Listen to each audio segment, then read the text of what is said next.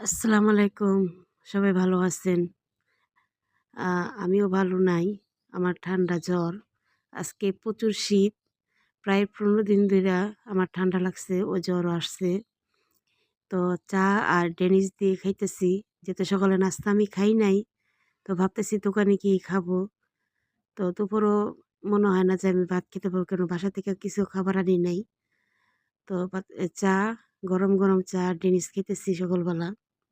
নাস্তা করতেছি। তো এই নাস্তা করলাম। এই খাবার-টাবার খাইলাম। তো বইসা রইছি। বিকাল ৪টা আবার পাপড়ওয়ালা পাপড় দোকানের সামনে দিয়ে যাইতেছে। তো সকালে ডেনিস আর চা খাইলাম। তো দুপুর ৪টা বেজে গেছে। কিছু খিদা লাগে নাই। আমার হাসব্যান্ড বলতেছে, "কি খাইবা?" আমি বললাম যে, "পাপড় দিতেছে, পাপড় নাও।" কয়, "কিছু খাইবা না?" আমি বললাম যে, "না, গলা ব্যথা, ঠান্ডা এখনো সারে নাই। তো কিছু খেতে ইচ্ছে করতেছে না, আমি পাপড়ই খাবো।"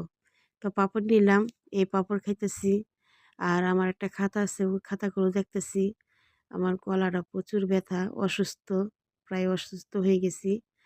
হ্যাঁ? তো আমার হাসব্যান্ডকেও দিলাম একটা, ৪ টা পাপড় নিলাম। তো ও একটা খাইতেছে আর পাশের একটা ভাবি আছে, ওকেও দিলাম। তো আমরা সবাই মিলে খাইতেছি। ওদেরকে দেখানো হয় নাই। তো কাস্টমার আসছে, আমার আমার হাসব্যান্ডের কাস্টমারের সাথে কথা বলতেছে। আর আমি একটা খাতা আছে, ওইটা দেখতেছি। প্রায় অনেকদিন ধরে দোকানে আসি না। তো ওগুলো দেখতেছি। অসুস্থ শরীর নিয়েও দোকানে আসলাম। তো কি করার? না আসলে তো হয় না। আর প্রচুর শীত, অনেক শীত পড়ছে। তো আমি বইসা রইছি। তো ও কাস্টমার আবার আমার সাথে কথা বলতেছে। আমি আবার তাকায় রইলাম।